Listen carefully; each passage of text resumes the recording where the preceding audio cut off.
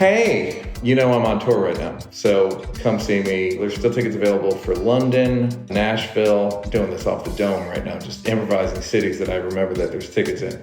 New Orleans, Dallas, Houston, Atlanta, there's a few tickets left. Baltimore, we added a show, so there's tickets. Philly's almost sold out. New York's almost sold out. Boston, we added a show. We added a show in Chicago. Portland, there's some tickets available, so we added a show. San Francisco, we added a show. LA, some tickets still available. So come see me. Go to nealbrennan.com for tickets. It's a funny show. It will be funny. That's what Paul Mooney used to say. He would pitch an idea and he would go, it will be funny. Hey everybody, I'm Neal Brennan, and I have a Netflix special called Blocks where I talk about things that make me feel crazy or like something's wrong with me. Jimmy Carr had the idea to have other people come on, talk about their blocks, things that make them feel like something's wrong with them. My guest today is a great comedian, and he's got, what do you got? You got a half hour on Netflix and another hour maybe coming out. Hour's coming out soon. And you got Comedy Central. What do you got up on Comedy Central? Half hour, YouTube hour. Buck and a half, two and a half. We're 5 hours into this. 13 late nights that no one cared about. 13 late nights. Yeah. Interesting. On which late night? 4 Fallon, 8 Conan, and a Colbert and a Corden. Great. Congratulations. Thanks. Good for your mom to see. Yeah. Your mom, I mean. Someone said that they just did a late night show and they said it was like going to the Magic Castle, meaning like it's just like going back in time. So Anyway, Mark Norman is my guest today. Mark Norman. Hello, Mark Norman. Hey, good to be here. We should have a way to figure this out in terms of noise making. Oh, yeah. I've known you at least a decade, right? Yeah, you were always nice to me. I appreciate it. I would ask to do your show at West Hollywood, and you would let me do it, and I was terrified to send that Facebook message. Yeah, that's how long ago this was, Facebook. We're still using Facebook. Well, Mark, the thing I like about you is you write jokes. You like comedy. I love I might be rivaling you on nerd shit. Any joke you quoted today earlier, I knew it. He has a podcast called We Might Be Drunk, and we're going back and forth for like, remember that joke or this joke? No one likes I talked to comics. I'm like, that Simpsons episode? They're like, I never caught it. What about that Seinfeld show? I never saw Seinfeld. What about that Rock, Bigger, Blacker? They're like, I saw Tambourine. You're like, what? Yeah. You didn't see Bigger, Blacker? So Chappelle used to call me SNL historian Neal Brennan. Because I just knew I knew the sketches. Yeah, we like it. Eventually it comes in handy. Yeah, not on dates. I then dries up a snatch like Monty Python references. Although you just got married. Yeah, I had to. Go on. Well, I'm just joking because I'm not great on a date. Yeah. I'm a mess. Would you ever just bomb horribly, or was it just bad chemistry? It was. I could be charming, but again, I would have to keep a cap on the real me, and then when that came out, it was over. But I could get like a good hour and a half, 2 hours of like being charming, being funny, being on, and then it was over.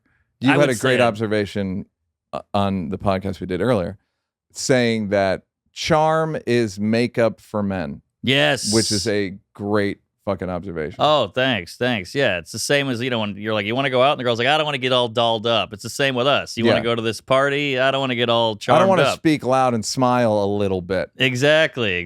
Go, what booster did you get? Did you get the Concerta or the Bravada or a Breva? I don't know. All right, so I've always been nice to you, but I'm happy to see you do well because it's like it's justice. Oh, thanks. You doing well is just like, you know what I mean? Like, oh, this is justice. Like Sebastian or like Nate wasn't your multiple late night appearances. No, it was just like basically writing the joke and telling them, and enough people saw it. I was like, all right, I like this guy. That's very nice. But it's not easy. No, it's a lot of work and it's a lot of failing. And that's what Seinfeld said about you. I forgot to tell you. He said there's like 8 guys or gals who just tell straight jokes. It's not like, a thing. You're not doing a sitcom and jokes. It's just jokes. And that's so hard to keep up for your whole life. And there's like 8 people who can do it, and he's put you in there. So that was what I forgot to tell you. Fuck you. Fuck everyone in the... No. Yeah. Okay, so... you sent me your list of blocks. I haven't told a lot of people this, so this could get a little schmaltzy. It's it's pretty outstanding. This is Oh, about really? as deep a dive as we've done here. I had my wife sitting next to me helping me with this. So she was like, say this. I was Well, like, that's what I'm curious. One of the points of the show is I want to know what it's like to be other people. aha. Do you know what I mean? Sure. Like, what's it like inside your body? It ain't pretty. It's the whole, every day is a fight. Yeah. But I have fun too. No, sure. We laugh. We laugh. We Yeah. laugh. I mean, I told somebody after ayahuasca ceremony, I don't like to talk about it. I talk about it constantly, that we have cable in our heads, meaning we have like, whatever, we have the internet. We've had the internet in our heads since we were little. Right. Like we have very good People who synapses and associations and memories and it's very entertaining. We're used to it, yeah, but we're lucky that's true. in that regard. Some comics are stuck on Fox News, and some are stuck on History, and some are stuck on TLC. Yes. Yeah, you're right. We have all of it, and that's what Twitter is. Just scrolling through different opinions, a fight video, of Yeah. pubic hair, whatever it is. So yeah, that's our whole brain And all the time. yeah, that's what it's been like. Yeah, slot So, machine of yeah. death and terror. Yeah, and like that's hilarious and that's horrible. Like, but it's just it's constant Yeah. from like I don't know about you, but from early in my life, I remember yeah. being like, oh, this is, and then you'd say people and people are like, yeah, I'm like, yeah, you didn't think that? Of course. I've scarred my life. All right, so let's go through some blocks. Usually there would be God. more interpersonal shit. I'm nervous. The funny thing, that's exciting. Do you go to therapy? I do. Okay. I'm a big advocate. All right, we'll get into that. I always say if you're going to go to therapy, you have to tell on yourself. Yeah, It that's doesn't hard. help if You're right. if you're like trying to do PR Right. for like, trying to romance your therapist. Okay. Tried to Not kill, literally, you're but kill trying him to, there. you know what I mean? Mm-hmm. By the way, side note, therapy. So I went to a therapist for a long time, a certain therapist for like maybe 3 years. And she was like super nice and empathetic. One time she cried about Wow. like just something I was telling her. And then she stopped doing therapy because she made a bunch of money on OnlyFans. I'm kidding. She made a bunch of money on a side business. It's like a and bad quit- comic. Yeah, and quit doing therapy. And she called me and was like, "Yeah, I thought of you the other day." I was like, "Neal Brennan, I haven't thought of him in a long time." It was just a funny thing Whoa. of putting yourself in perspective Yeah, it's a job I guess so. for them. Like they all are committed and they study and they're like, they think about you and they're done, all that stuff. But once they stop, it's still like a job. Yeah. You know what I mean? Damn. So anyhow, block number 1. Oh boy. I have a superpower where whenever I say something to a group, no one has a response. Every time like clockwork. Tell me more about this because this is such a funny goddamn setup. At the cocktail party, there's a semicircle going on of 6 people or whatever, and we're talking this or that, and then I'm like, oh, I'll say my thing when there's a moment, and I say it, whatever it is, and Is it risky? not to me. I don't think it is, but it's just is jarring to people, or they can't think of what to say, or they've been trained like, don't touch that. Like, I wouldn't say I'm not going like the Holocaust didn't happen. I'm not Right. saying that, but I'll say something. You'll say that on your blog. Go Yeah, ahead. yeah, exactly. I have a tattoo of that. But I'll just say something. I'll throw it out there. Like, I want to be included. I want to partake and just, so wait, oh, is there a dip over there? Like, it'll shift real quick after I talk. That's so funny. I don't know what it is. I wish I had a good example, but, like you go, Is your wife mad afterward?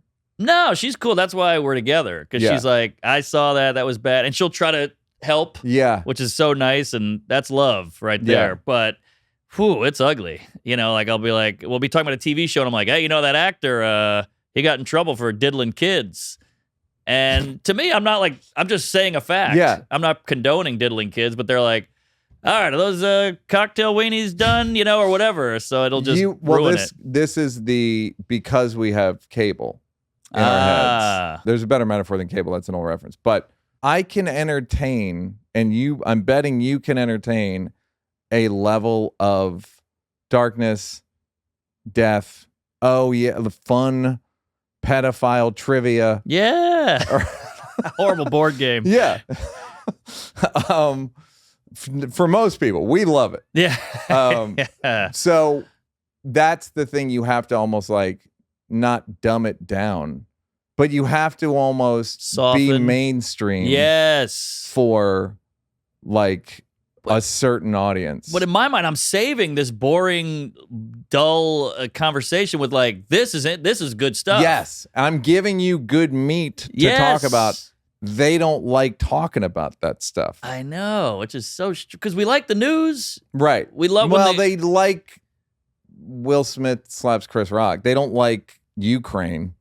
Right. They like the dumb news. They like the puppy saved the senior center. Right. But they don't want like hardcore. I guess so. Here's my question about this is forever or this is adulthood? Probably adulthood, because that's when you really have to be like, have airs about you and we have to be respectable and all that. So as a kid, you just fart and it was fine. But now you can't really do that. So I'm going, hey, this is some hot goss I'm throwing at you here. How about this? And I thought people go, really? Yeah. Whoa. So then it's even more of a drop because I assume it's going to kill and it gets 0. And it is, I'm a party shutter down. So I like comics. Well, I'm actually want to talk about your childhood in that you grew up pretty strangely. Very strange upbringing. Tell me, for people who don't know much about you. Do the Cliff's Notes. New Orleans, Treme, which is like right outside the French Quarter. Black neighborhood. And like the series, it was very slow. Yeah. Kidding. God, that series was slow. I was like, here we go. Fuck. There's so much shooting. David Simon, I'm begging you to speed this up. I know. I was shocked, Put a gun in the scene. And I'm begging you. Something. But yeah, so Dad got a wild hair up his ass in 1989 and bought this dilapidated mansion. And I'm talking mansion, like wings of a Treme's house. in New Orleans, and it's like a gothic, I'm assuming like a gothic mansion. Exactly. It was called the Dufour Baldwin House. It was probably the hotel, then a brothel, all these kind of crazy stories. And it was, dilapidated. So we had no running water. We had no lights. We'd have like a mechanic's light hanging in your bedroom. And you plug that into an extension cord, and that went into one of the outlets. Did your dad, why was he doing it? I think he grew up poor, and I think this was like he's like, I'm going to fix this house up. We're going to live in New Orleans and live like kings. Had he ever fixed anything up before? Never. That's so funny. I know, and they were both kind of like these ambulance-chasing lawyers. Like, they're good people and all that, but they were dreamers. And so the house was barely running, and we had duvetine on this giant window flat. We had termite, the roaches. It was crazy.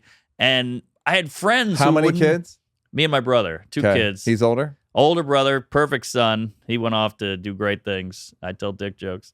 But we eventually, they were working so much to kind of try to keep pumping money into the house.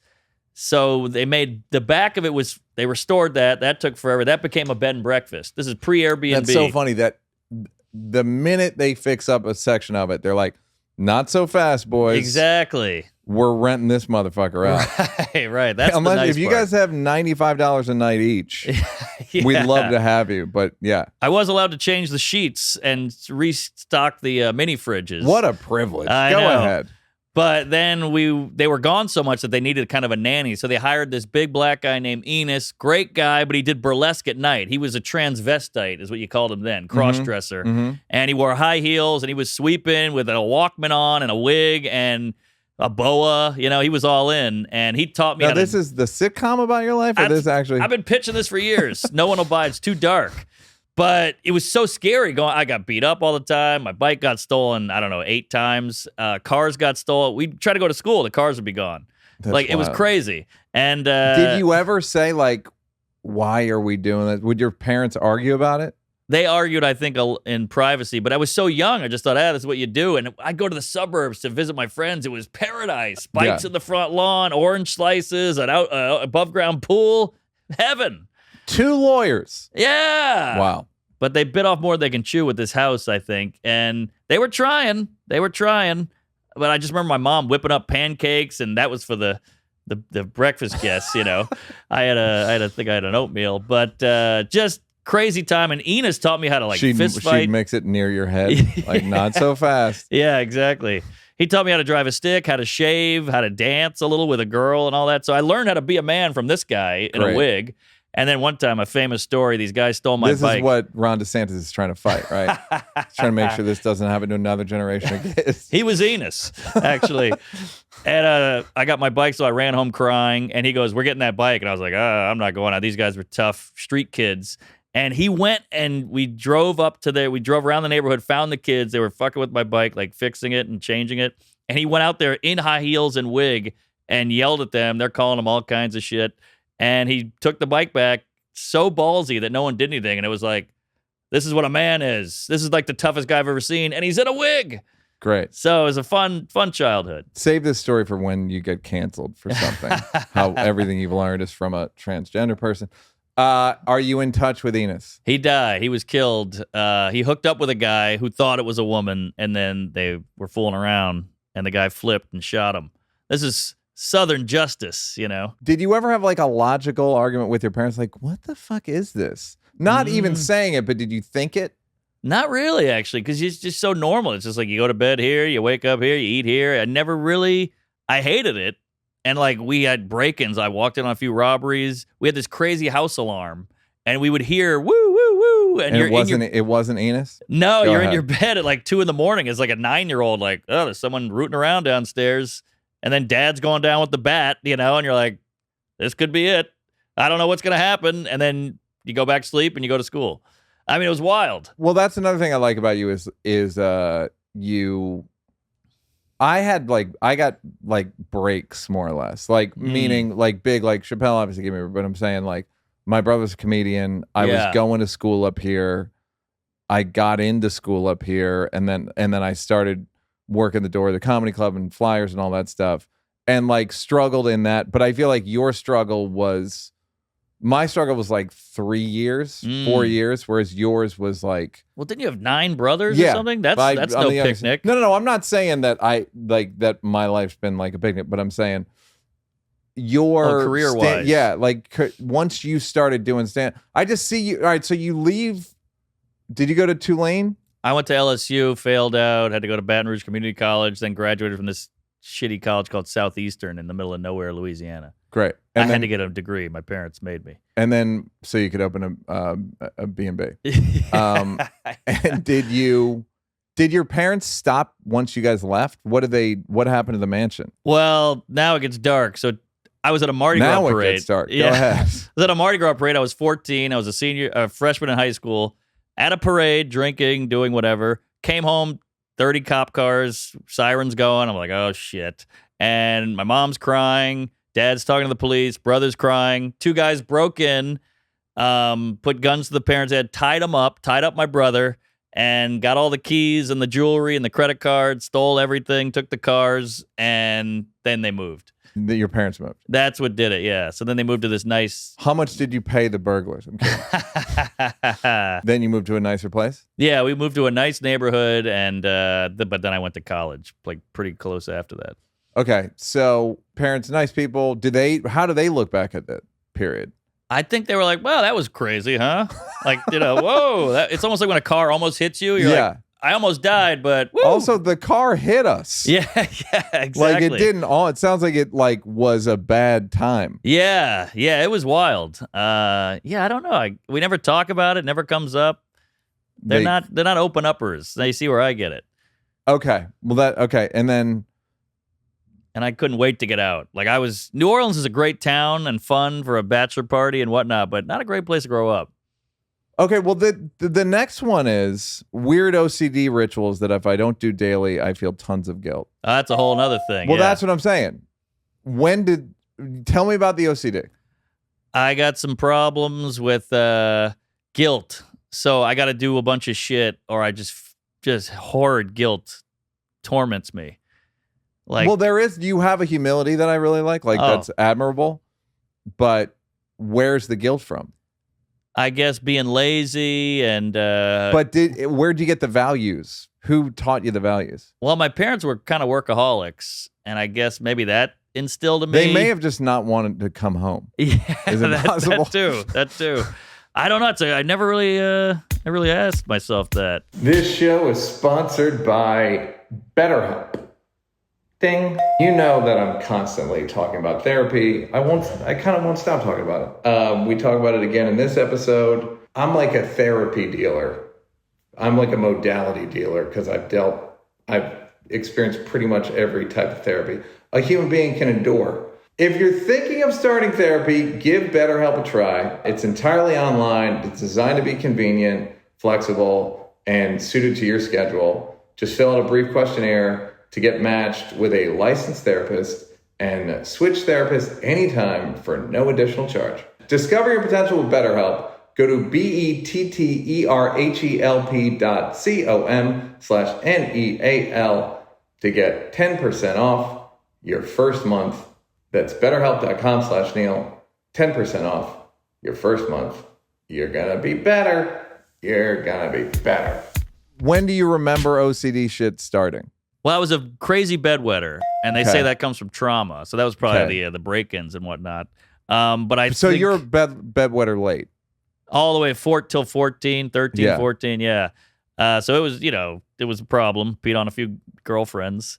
Literally? Yeah. As an adult? No, well, drinking, and then it kind of kicks back in. Like on a one-night stand, you get blackout drunk and you wet the bed. Fucking fantastic. Very embarrassing. Can you walk me through one of those? Yeah, I mean, if you're dating her, it's not so bad. But if it's a one-night stand... Still not great. Let's be clear. But I change the sheets, I pay for dry cleaning, I usually get flowers, and then I try to never see him again just out of shame. When you wake up, tell me what it's like to be you, your eyes open. Oh. What's the sequence? It's a nightmare because there's already a weirdness with a one-night stand, so now it's like, I'm wet, and you always wake up before her because you're more wet. And then you have to be like, should I say she did it? You have to have a few moments of like, how do I get out of this? And then you got to just face it.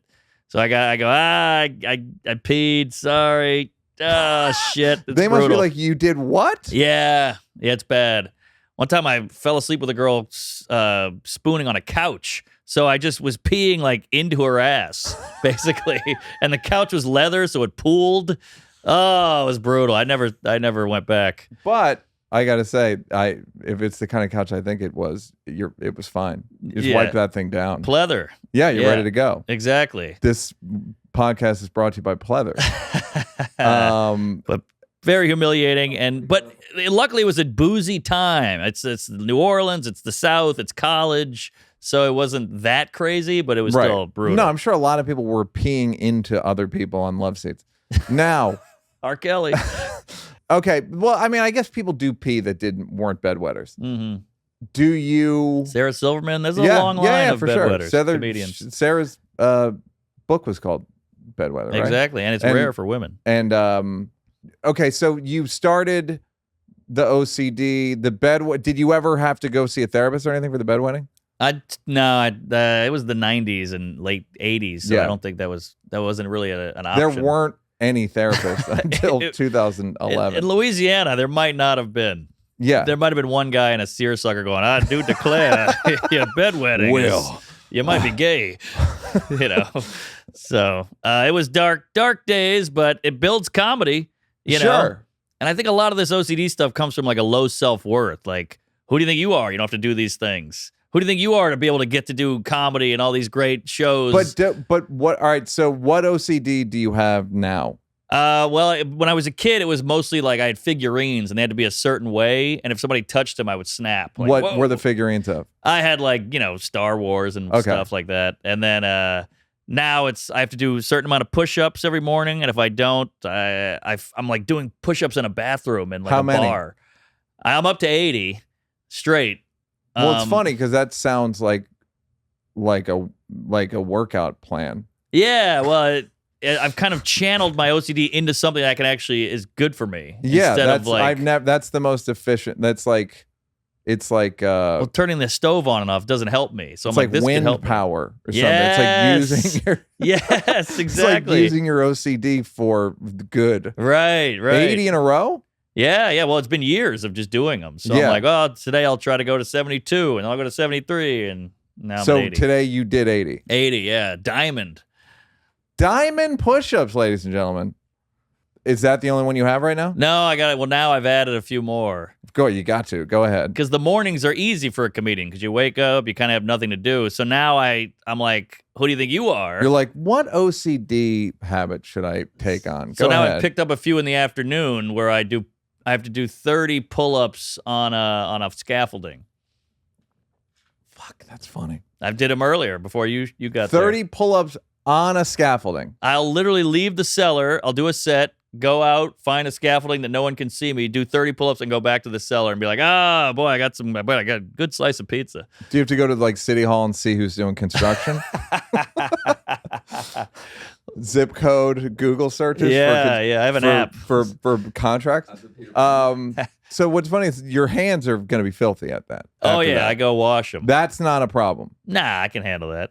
Look at these like calluses. You have OCD. Yeah, these are pull-up calluses. 30 pull-ups. Are they diamond pull? Like, what do you? They're this way, but they're pretty ugly. I'm like, I'm still. This is a newer OCD thing I've put on myself. How old's new? 6 months. Okay, but you can do 30 in a row. A shaky 30. I'm gonna pitch a show called American OCD Ninja Warrior. I'd like you to come on. Okay, so 30 pull-ups, 80 push-ups. What else? I got to do squats as well. Are you just not trying to get in shape? This just sounds like a guy who decided on the new year to get in shape. Well, I think a lot of guys that go to the gym, they have a plan. I'm doing this in the morning, or else I can't Your function. world falls apart. Yeah, exactly. Okay, what's your squat? Well, this is where it gets weird. This So is I do 30 kind of easy ones, and then I do 20 where I really have to straighten my legs, go all the way down, straighten my legs, and then weights or no weights? No weights, and then I Okay. do 20 where I jump and do them. Okay. So- do you open with the 20 jumpers? Or I close with the 20 jumpers because it's And- harder Yeah. after the first set. Yeah, and you don't no easy buckets for you. Yeah, you got that right. Okay, so again, pretty good. Could be as worse. far as OCD goes. Could be worse, but I think that's why I drink so much because I'm like, I gotta take a break. I gotta take the edge off of all this shit Okay, well, yeah, you drink we might be drunk. You drink on the road. How often do you get drunk? 3 times a week. Yeah, so probably 5, right? So if we know anything about alcohol, that means 5. I'm also 6'3" on dating apps. That's a big one, guys. And married. Yeah. So anxiety.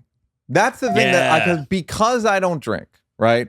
I don't have anxiety. I have depression. So and I don't have very much of that anymore either. So what I'm curious about is I have empathy for, have you ever done the calculus on, is this the best way to alleviate OCD and anxiety?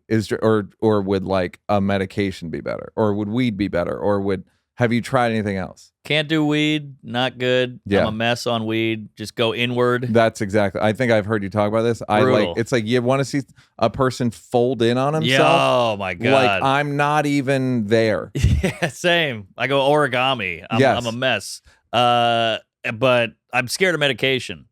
I don't know if you're on it. I'm not trying to zing anybody, but I just worry about relying on something. So to me, these stupid squats in a bathroom sometimes I'd rather do that than pop a pill. Do you have any more OCDs to go over? I'm sure there's several more. I'm sure there's more. I mean, look at this. I could just, write these in my phone, but I like the paper and I like knowing that they're all with me. So there's all kinds of weird shit. I don't need to cuff my pant, but I cuff them. I only have one pair of jeans. I got all kinds of stuff. How often do you wash them? What year is it? I'd say, I don't know, twice a year. You do that. So they don't smell? Nah, you do the freezer give them a thing? whiff if you want. What's the freezer thing? I'm good. That was you stick them in the freezer, chance. it kills the. Yeah, look it up. Yeah, you stick them in the freezer. You can do it every night. I'll do that. Yeah. It's fun for the kids in the summer. Yeah. I put the Umbro shorts in the freezer with no underwear. Woo, baby, that'll wake you up. Talk about OCD, am I right, ladies? Okay, so there's that. Those are your jokes. Man, that's really something. Yeah. How many jokes are on each one of those? Oh, so many. And I'd say maybe in this whole thing, 9 have worked, but this is that, first of all, great, perfect. That's about my hit to miss ratio is a pile of jokes that high and good 9. Really? I mean, I feel better. It's not I'm not. I always say to people like, I'm not a genius. Let me be clear about this. Like, I need to try. God, it's so nice to hear. Yeah. I mean, Einstein said, I'm not a genius. I just stay with problems longer. And I feel the same way about comedy. I'll work on this bit for 10 years if I have to. Yeah, that's what, when I did Chappelle's Mark Twain thing, I got off, killer. did great. And I got off, and Kenan Thompson was like, how did you do that? I was like, I tried. Yes. Like, literally, I tried. Everybody else was like, I'm going to do Dave's approach. I'm like, no, I've worked with Dave. That can't be my approach. Yeah. And I have no shame about that. No. I wish it were like a higher ratio, but like, I don't know. I'm willing to do the work, so what the fuck do I care? And it's probably better than it was when you started, obviously. So you have grown. Yes. There is something, but it's hell. It's so much failure. But yeah, so this is all shit. Got a whole thing about Jews run the media in Hollywood, but yet you'd think by now they'd put a Jew in a Marvel movie. You know, there's no the circumciser. Or I mean, like a Jewish superhero, like a Jewish superhero, not an actor. You know, the circumciser, he's throwing bagels, that bombed, you know, so, but then the ones that start working, then I fold it and I go, all right, these are the ones to work on. Right. So that's what that is, and that's how we got here. Yes, and it's endless for years. Yeah, exactly. And, okay, so that's, again, pretty good OCD. All right. If you got to have it, I'm what are the channeling. bad ones? Like, are there ones where your wife is like, dude, we turned the stove off, or you're so far past? I have tics where I have to make noises. Now we're getting a little too personal. Love this. Fuck, I love it. I do duck noises, and then I have to whistle a certain way. Where? At the house. When? Randomly, but I got to get a couple in a day. Fuck. I had a girlfriend notice one time, just so you're not alone on this, that when I go from room to room, I do like sitcom transition music. It's not OCD. It's just like involuntary. I don't even know I'm doing it. Yeah. And it might be a way to ease the tension of like, I'm coming. Yeah. So I don't have to be like, hello. Right. Like I come in like, ba ba da da da ba da da. Yeah. And then it eases. Now that I hear it, it sounds insane. But no, it makes sense to me. When do you do the duck? Can you give it? When do you do? I do it when I'm uncomfortable. You know, so I think comedians have a higher cringe meter. Like we feel cringe faster than other people, and so I think anything like you walking into a room is a normal thing, but you feel weird doing it. There's a cringe meter going. Right. And I think it's the same with me. You know, you drop something and you're like, oh, I feel stupid, so you make a duck noise. Oh, it's so great. What's the other one? I do a whistle. I go, and I just do that. It's kind of like, hey, I'm in the room. I exist. When she comes in, or when you're already there, or when you walk into a room? When I walk in. And do you remember when it started? Oh, kid, just real young, because my parents were always like, they worked so hard that when they came home, they're like, leave us alone. And I think I felt invisible, so I was like, I got to have a great line to get a laugh, or else make a noise or something. Oh, it's fucking great. Yeah, like Colin Quinn, when he sees you, goes, hello, Neal, because he feels silly saying hello. Yeah, you know, and it's the same thing. Yeah, he has a lot of tics like that. Oh, yeah. Okay. Anything else on the OCD department? I think that's about it. And this may have started the whistling. Oh, all you childhood. Remember the duck? A lot of childhood. When the duck started? Yeah, that was really young. And you think it's about attention? I think so, yeah. And I can make a duck noise, and that's the only noise I can do. So I was like, I'll do that. That'll be my thing. Is your goal to quit, or do you not even care? I don't even notice I'm doing it at this point. And your wife probably doesn't either. Nah, she's cool with it. My ex hated whistling, though, so that got weird. Are you like, you were doing like a note? That's not whistling. That's what I said. Get her on the phone. That's bullshit. Yeah, that's what I hit her. And that's the guilt is what's interesting to me. Crazy guilt. Because if you're saying it's because I'm doing these great rooms, you weren't doing great rooms when you were a kid. In fact, you weren't doing any rooms from what I can hear. I was a janitor. I was an open micer for years. No, but I'm saying when you grew up, there was Duvetine walls. Like that's I don't know if that qualifies as a room. So what I'm saying is, what's the guilt part? I think it's just like you think you can just go around not working out? You got to work out. But why are you whistling? Like, where's that from? Well, there's no guilt with the You've whistle. always been in decent shape, though, from what I can tell. Well, it's from the OCD, I think. Nah, I think it predates the OCD. Oh, okay. Where you've always been like sort of like fit like you skated and big skater, always running around. So yeah, I don't know, but the whistling isn't much guilt. That's more of a tick. Got it. Just like I got to do this now. But if I don't whistle, I'm not like, oh, I missed the whistle. Have you done it on stage? No. That's my own thing. I want to separate that. It's all you, by the way. Yeah, I guess you're right. But I don't talk about myself at all in my act. No, fine. No, but I'm saying, like, have you ever gone like been bombing and done the duck? Maybe it's happened, but it wasn't like a big moment or anything. Or a whistling thing? Nah, never done that. I keep work at work. That's so funny. Keep your personality out of your act. Yeah, but then like I see Sandler like boo-doo-ba-doo, that whole thing, and I'm like, wow, is that his duck? Is that his whistle? And then he figured out a way to charm the pants off America with that because we all love that. So I'm like, is that his thing?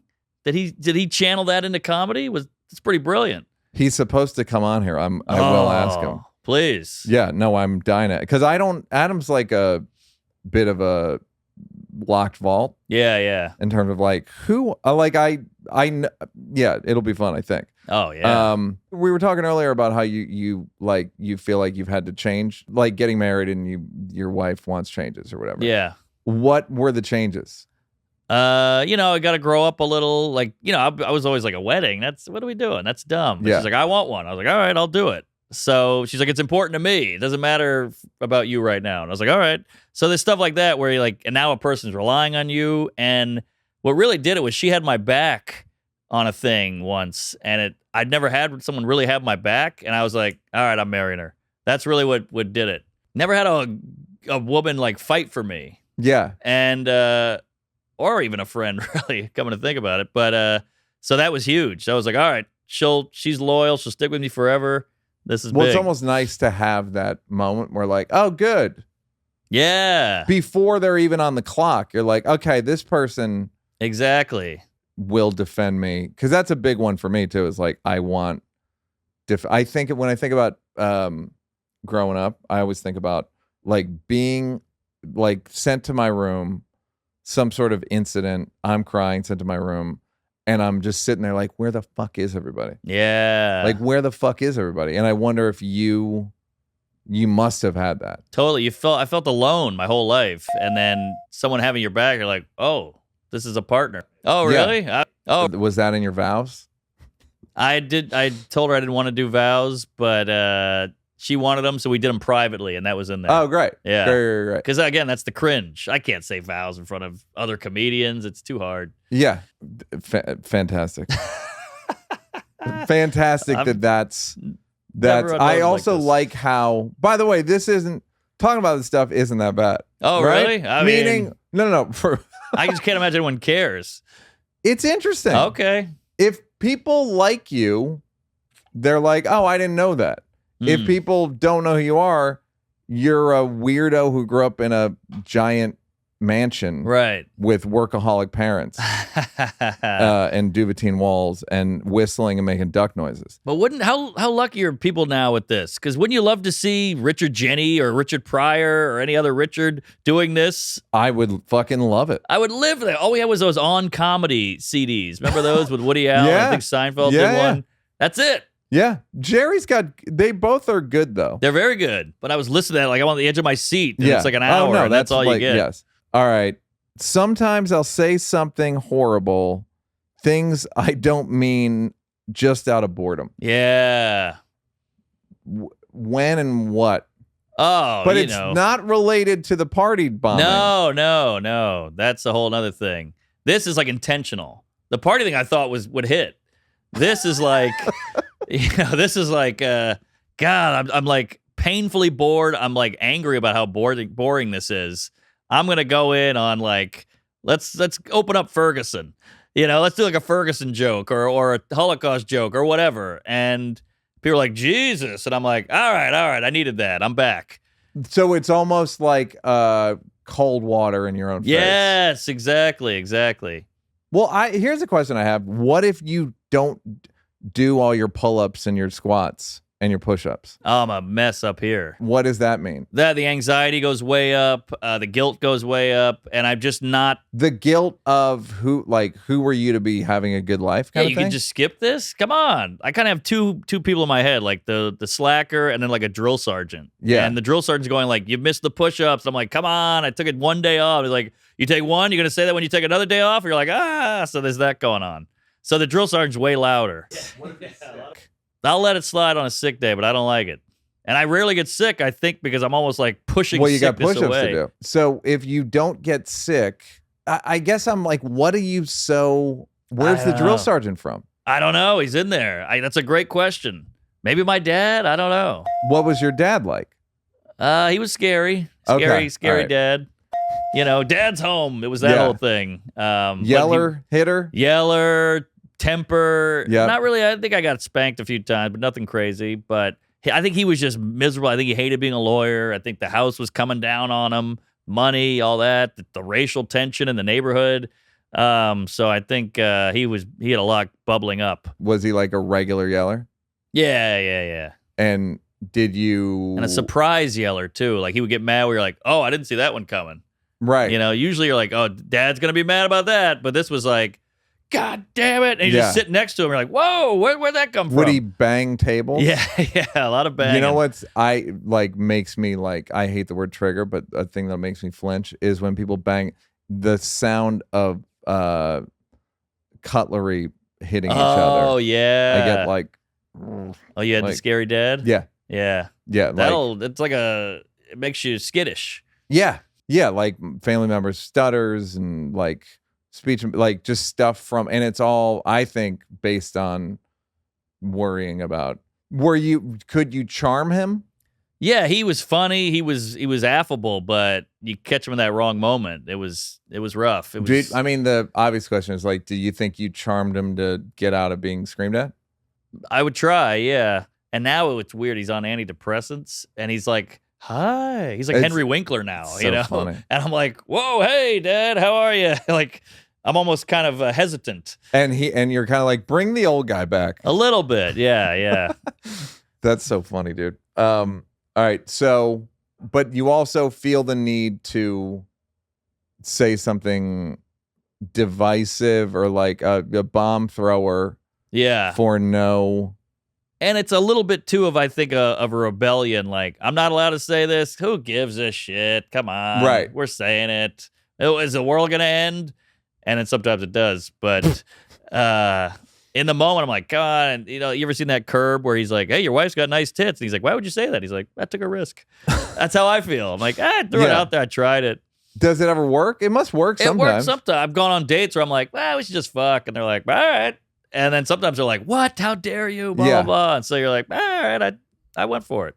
Yeah. I go for it every now and then. And do you know what brings the mood on, or is it just a thing that happens? It's usually boredom. It's usually like kind of a boredom of like, why am I being caged in? What is this world we're living in? And it just kind of all just comes at me at once, and I burst out. It's like you see a guy do a backflip off a roof at a house party into a pool. You're like, where the fuck did that come from? That's kind of what it is for me. I'm like, I'm doing a backflip right now.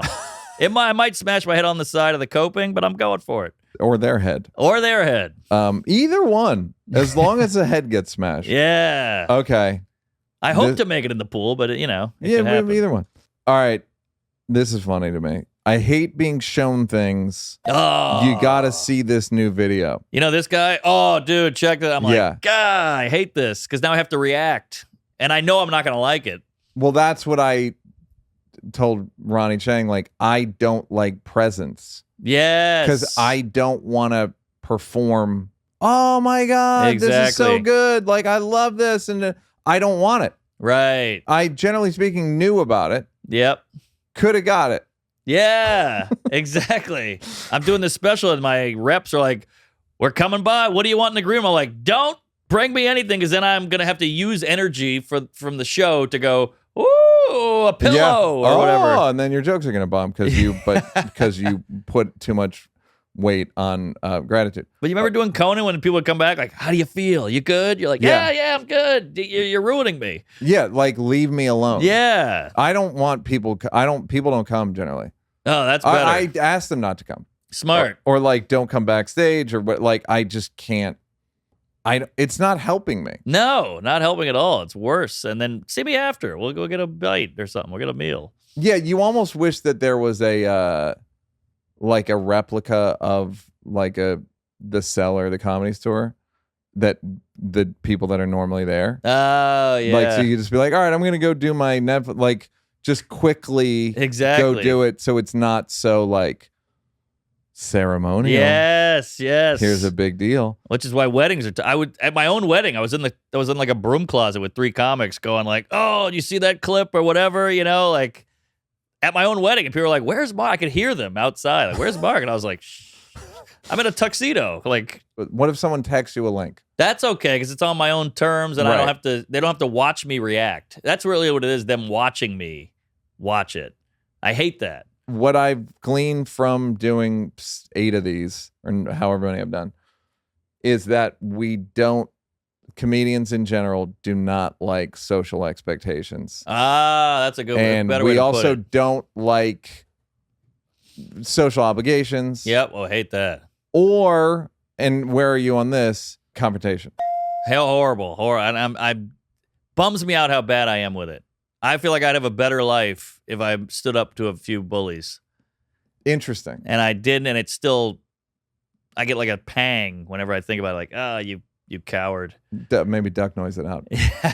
Do you, when you think about like, you still look back, is it because you don't think justice was served, or you think you would have had a different life if I had stood up to that person?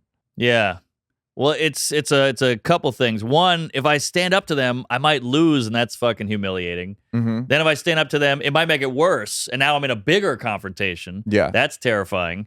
But sometimes, rarely, it has turned out with a happy ending. I had a guy, I'm not gonna say who, comic, so mean to me when I started, like unnecessarily mean, weirdly mean, picked on me, insulted me, the whole thing, would heckle me during shows, and I was like, man, is this how comedy is? And he went to rehab, yada, yada.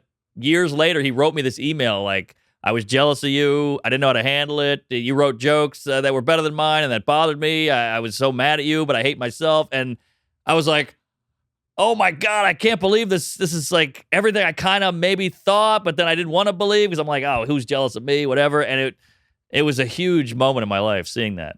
Could that be like a you misinterpreted it thing? Meaning like, well, but if you make that it's very easy to go like, when people go, oh, they're just jealous. Great. I still feel like shit. Yes, exactly. Oh, well, they're just okay. Well, Right. that car splashed you. Well, it was just driving on its way to somewhere.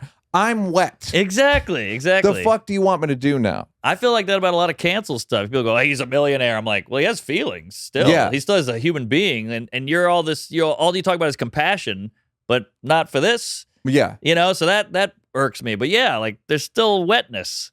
So, but when he wrote that, I was like totally forgiven. You're a bigger man. Good for you. But it really helped me because you validate all your shitty feelings when a guy's doing that to you. When a guy's so mean to you, you're like, yeah, I do suck. I knew I was a piece of shit, So when he came at me and did all that, I was like, I knew it. I do suck. And then when he wrote that, I was like, maybe I don't suck as much as I thought. So it helped. Do you wish you'd said something back then, though? I kind of do, but also it turned out for the best anyway, and I don't know if it would have helped either. I think he would have just doubled down probably. And are they all sort of in that area of like adult people? Yeah, I had a couple kid things, but those are easy because you graduate and you never see the guy again. Yeah. But the adult stuff is hard because now we're all online. Now they can attack you online. So the internet has made it worse for sure. But I don't know. It still happens. It still hurts. Do you read comments and all that? Yeah. I don't want to. Yeah. I just love reading. I'm kidding. I just have such a passion for reading. Yeah. No, it's the way that the app is set up. Like if I want to look at like how many views it's gotten, it's hard not to see on like the YouTube Studio app. Yeah. They'll like throw comments in there. You're like, dude, I just want numbers. And they're like, they don't like your fucking face. You're like, I wanted number. Why is this here? I know. It would be like having like a Fortune 500, like looking at a profit sheet, and then also like, you're ugly. You're like, why? Yeah, I have a big theory that's why Elon bought Twitter. I think he was just like, I'm buying this thing. You can shit on me, but now at least I own it. I have a little control. Right, I'm making money from it. Yeah. Not yet, but maybe someday. Maybe. And the expectations thing and the obligations. Oh, brutal. Yeah. Like my lady will be like, we have a wedding in August. You kind of have to go to this. A best friend of mine. I'm like, okay, but I'm already like, August. That's coming up. Yeah, but why? And she knows that, and she's just like, she gets it, which is why you marry her. She's like, I know this is hard. I know you're a weirdo, whatever. You know what else is fun? Having a normal wife, and they meet your parents, and they're like, wow, your parents are weird. You're like, thank you. All right. It's like an experiment. I brought in like a normal variable. She even thinks new dad at 2.0 is weird. Oh, yeah. So if you would have seen weirdo with a clenched fist, it's a whole nother ball game. But yeah. What does your dad think of how he used to be? That's a good question. It hasn't come up, but I don't think he thinks about it. My dad went on antidepressants at one point. This is early. This is the 90s. He went on Prozac, I believe, and he stopped because he was being too nice to us. So my dad was true, what they call true to the game. Yeah, he was a real one. He was what they call a real one. Wow. He literally was letting us off easy. That is hilarious. Yeah. Wow. Just that he had that thought. I'm being too nice. Like, what am I doing? This is not me. Yeah. I got to get back to my true character. I'm being a phony out here, being nice to people. Jesus. That'd be like Ted Bundy going, this jail. I got to get out and kill. You know? This ain't me. Yeah. I got him a bird. I got to fly, baby. This is a big one. Take heavy-duty sleeping pills. I understand already that I'm already contradicting my medication thing, but I can't sleep, so I got to do it. I go nuts if I don't take them. Like it's happened. Oh, yeah. This is a side note for anyone watching or listening. There's a guy named Carl Hart who wrote a book called Drug Use for Grown-Ups, and he's in the New York Post all the time because they just clip him and say, like, there's a Columbia professor who does heroin sometimes. He does, and he does meth sometimes. His point is you can do drugs. Whoa. Black guy? Yes. I've seen this guy. Yeah. Buddy of mine. Yeah. You just have to sleep.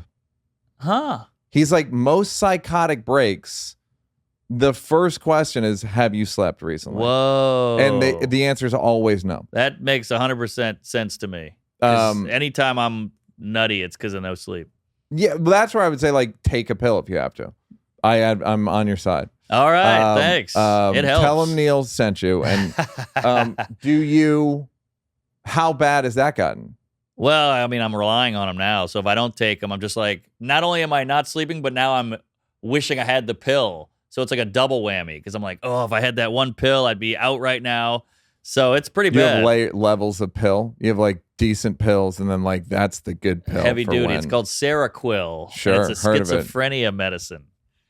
How'd you get prescribed it? I just been talking about. I'm not. I buy them under the table. Fantastic. Even better. Yeah. And how often do you take those? Every night. Okay. I'll try to take a half just to like maybe if I can scale down, but then I sleep worse. So then I got to go back. What's your wife think of it? She's not into it. She sleeps like a fucking rug. Do rugs sleep? What sleeps? Baby. Cosby victim. Yeah. All right. Hello. So she's out. She's out like in a movie like this. And I'm like, I want to kill her. But what's the longest you've gone without sleeping? I'd say probably 3 days. Nothing crazy. How old were you? 33. So you I knew you. Yeah, oh yeah. And what were you? What was day 3 like? Oh my God, you're just on edge. You're freaking out. Do you try to get drunk to stop? Yeah, that helps. But like you're walking around New York City going like, I wonder if anyone else is on no sleep. I wonder if I'm the only guy. Then you see like a hobo, and now you're like, maybe him. Now you're relating to this guy. So it's bad. And your brain, it's like Ed Norton in Fight Club. Your brain's going weird places. You're just staring at a screen at 4. And the whole world is asleep, and you're just like, am I the only weirdo up? Have you gone to like a sleep clinic?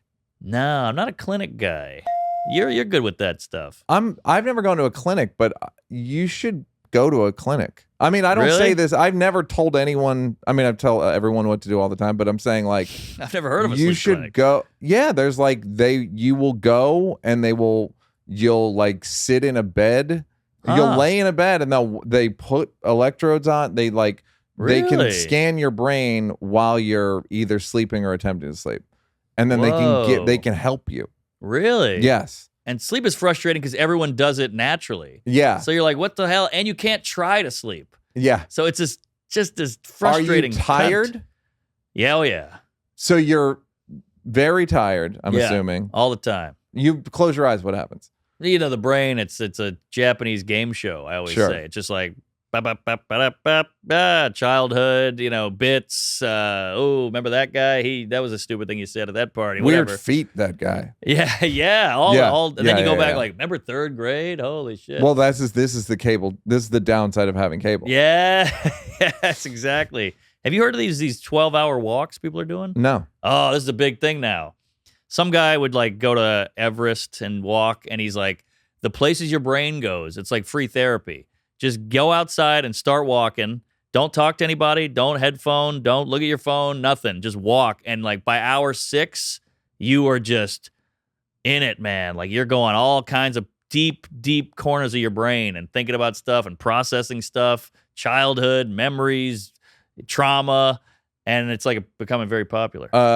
Friend of mine would run ultra marathons. Running and she is said big. that she's gone on like forest runs that were so long that the forest would speak to her. Whoa. Like, and she's like, I believe her. Yeah. Like, it's not. She's not a kook. No. I believe it. I'm sure that's what like Native Americans, I'm Yeah. sure they were feeling shit like that. Till the white man came and straightened them out. Smallpox. I actually feel bad about that. The sleep? The sleep Oh, thing. thanks. Yeah, like I mean, I'm okay with the Seroquel, so I'm kind of all right what now. does that mean?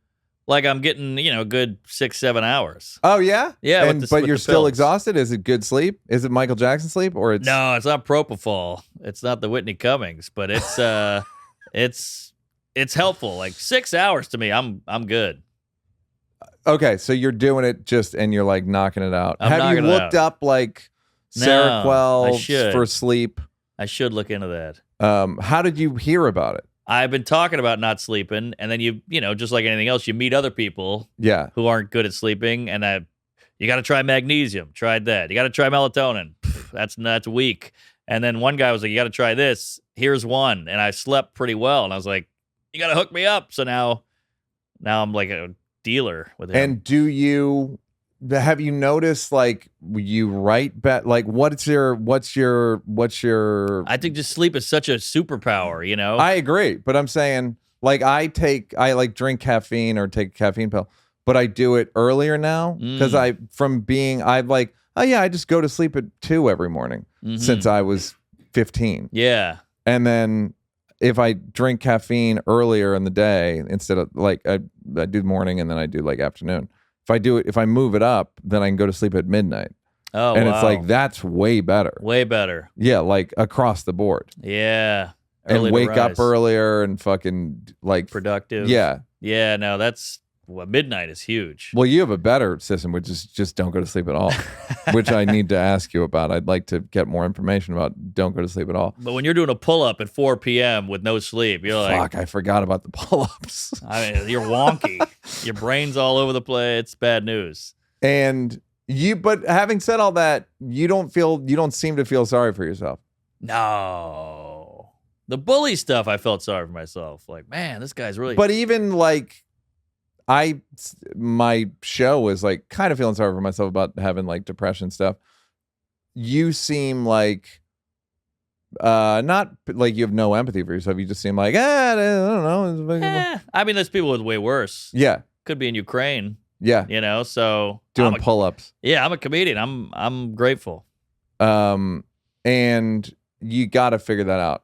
I got to figure that out. Like, I'm say that hey, Yeah. I like you. You figure it out. I appreciate it. I've had fans reach out like, here's some side effects you got to watch out. Yeah, so. like that. I just get sleep, but there are sleep kind of like there's shit you can do. Yeah, all right. There will be shit in the. Hopefully, people will comment.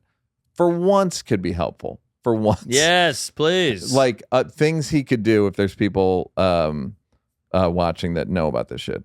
You have one day every 2 weeks that you just can't think. Yeah, that might be the sleep talking, obviously, but I don't think so. even like I'll get a good couple days of sleep, but I'll just be like fried. My brain just won't. It's almost like a car, it won't turn over.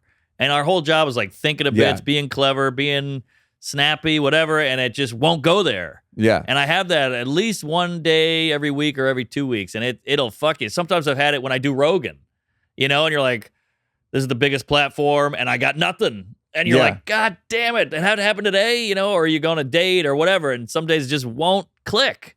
I find that shit scary. Scares the hell out of me. Yeah. Like, will it come back? I've had that from depression where my memory was just a little like skippy. Oh yeah. And you're like, or I can't remember words, or I can't remember references, and I'm like, this is not good. This is all we got is his brain for the job. Yeah. Yeah. So, and dementia is scary. What's your therapist say about all this stuff?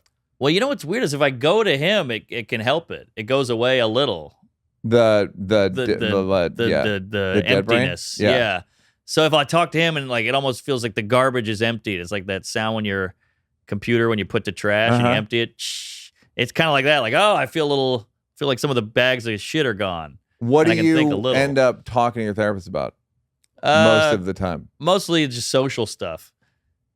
Like, I'm so fucked up over interactions I've had.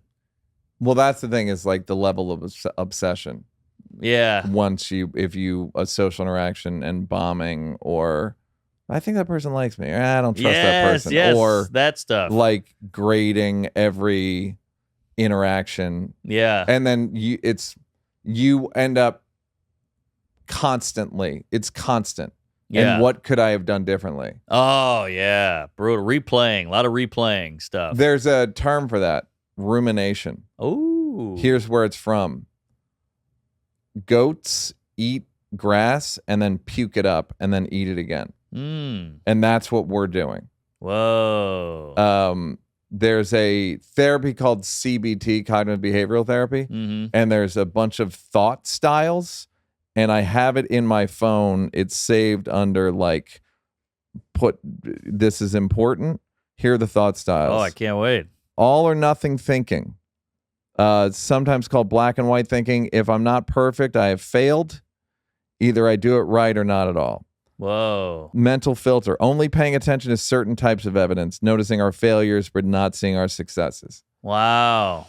Jumping to conclusions. There are two types of jumping to conclusions. Mind reading, imagining we know what others are thinking, and fortune telling, predicting the future. Emotional reasoning, assuming that because we feel a certain way, what we think must be true. I feel embarrassed, so I must be an idiot. Yeah, I got that one. Yep. Labeling, assigning labels to ourselves and other people. I'm a loser. I'm completely useless. They're such an idiot. Got some of that. Overgeneralizing, welcome to the job. Seeing a pattern based upon a single event or being overly broad in conclusions we draw. But it's kind of necessary. Sometimes we're right. Yeah. Yeah. Fuck you, entire wing of therapy. Disqualifying the positive, discounting the good things that have happened or that you have done for some reason or another. Like, yeah, that doesn't count. It wasn't. It was a Netflix special. It was a YouTube special. Right. Or it was that was a bad crowd. Yeah, that was. Well, that would be good. They're saying we do something good, and then we're like, yeah, but this is how fucking dumb my brain was. I used to think I was good at writing sketches, but only single camera sketches. Whoa. It was like not SNL where it's 4 cameras. Right. Like, what? A sketch is a sketch. Exactly. That's how complex the brain is. Blowing things out of proportion, catastrophizing, or inappropriately shrinking something to make it seem less important. Using critical words like should, must, and ought can make us feel guilty or like we have already failed. If we apply shoulds to other people, the result is often frustration. I'm the king of that. Like, well, they should. Yeah. And the final one, got that one. personalization, blaming yourself or taking responsibility for something that wasn't completely your fault, or blaming other people for something that was your fault. I haven't done that one. Yeah, That's embarrassing. But yeah, like there's this that's called CBT therapy. I'll send it to you because it's like, whoa. Yeah, like, there's please. some on there that are like, you know. Have you heard of the distant and clingy thing with relationships? The attachment style? Yeah. Yeah. You got distant. Avoidant. Avoidant, that's the one. Yeah. Sorry, not distant. I Yeah. have that too. That's why marriage was such a big jump for me. That you were finally like, was it scary? Of course, still scary. I'm in the middle of it. Terrifying. That's why you can't sleep. Well, that was pre that too. This damn marriage. Yeah. What the scariness is about, like, That's commitment. This is it. And you don't want to fail either. You don't want to get a divorce and be that guy. Nothing wrong with divorce, but like sometimes divorce is a great thing. But you want to not be a divorce guy because then you're like, well, why the hell did I get married? Yeah. So that's a factor. And you're just afraid like you're stuck. Yeah. But your wife's gorgeous and sounds cool, but She's cool as hell. yeah. But like it's still like you are stuck. And there's a zillion other people out there, and you're like, well, what about them? But you got to just look past that. And this may be the avoidance talking, but look at all these other people.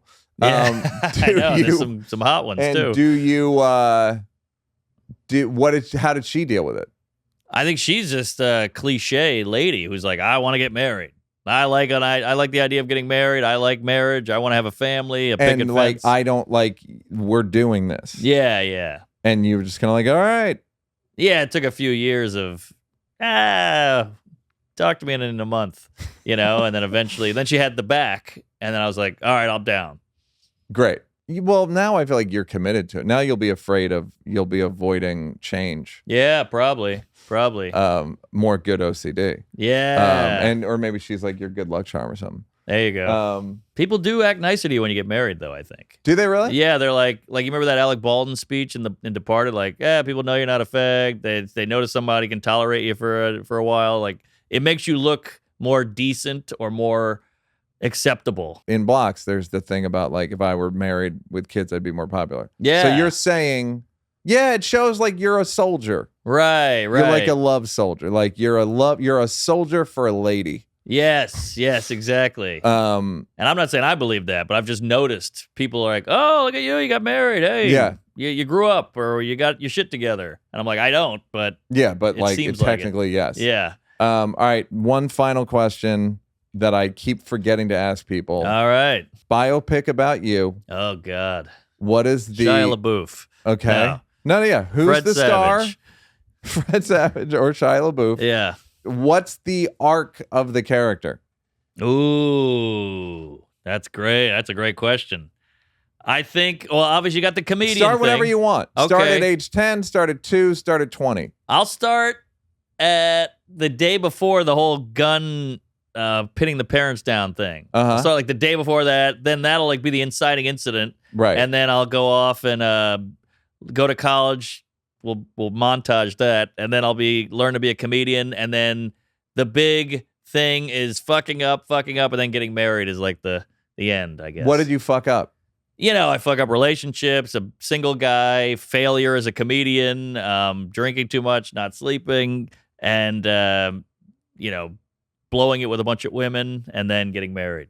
What did you learn? What did the character learn? And what did he overcome? What did he learn? I think that you're not the only person out there. Other people have feelings. You selfish cunt, and then you gotta commit sometimes, and you gotta grow up. Peter Pan all day, right here. I bet you could defend it though. Oh yeah, it's a better life. I mean, come on, there's no contest. The Peter Pan life, the Pan lifestyle. Yeah, like who's like Clooney. Clooney got married, 10 minutes ago? Yeah. But I mean, he's also Clooney. He's like a hot guy who's rich and a talent. But like, Leo. Yeah. What is he? No, I said 50? I did a joke on the Daily Show where I was like, DiCaprio's not married, Trevor's not married, but if you look like us, people are like, what the hell you think you're doing? Yeah. Like, that's fine. It's for those guys. That's different, and you know it's different. That's totally different, yeah. But I don't see women having this conversation. I don't see women like, oh, you're single at 50. Well done. Yeah. So that sucks. Well, it's never going to change unless they get on board. Unless they think it's cool. Good point. And unless they think it's cool, I think more women are seeing the advantages of it. I completely agree. Generationally, like it seems like more girls in their 30s are like, Yeah. Like I could see it either way. Yeah, there's more acceptance and there's more progress. So women are allowed to, they don't need a guy now. Yeah. I feel like in the, Mad Men, they're like, this guy's got to buy a house or I'm fucked. Yeah. But now they don't need him. But yeah, I'd hate to be a young guy now. I feel like guys are out. Oh yeah, but guys are also useful. You think? That's what I'm saying. I don't know if they are. Well, they're useful. Yeah, I still think people want company. We got a dick. Yeah, I mean, whatever. They'll take a dick. They want the company. Oh, okay. All right. I would say the same. Your argument about the marriage thing, I would say the same for slut shaming. What's that? Meaning, like, it's never going to go away because women won't own it. A lot of women won't own being slut. They'll be like, no, nothing wrong with being a slut. But But you shouldn't have to say that if there really isn't. Exactly. Yeah. So I think they have some problems with sluts. Look, we'll see what happens. All right. This is a weird way to end this. Sorry. I'll probably will have ended after Good idea. It's a Better Lifestyle. Good idea. Peter Pan. Mark Norman, everybody. Hey. A great, probably our most in-depth one. Whoa. Yeah. Hey. I never wanted to help someone on here. So that's fucking huge. Not a good sign. Unheard of. Not a good sign, but a good podcast. I'll take it. Blocks.